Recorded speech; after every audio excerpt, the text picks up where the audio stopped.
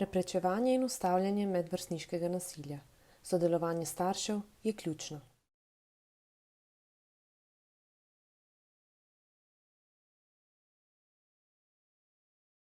Najprej vprašajmo, kako dogajanje v razredu vidi učiteljica oziroma učitelj.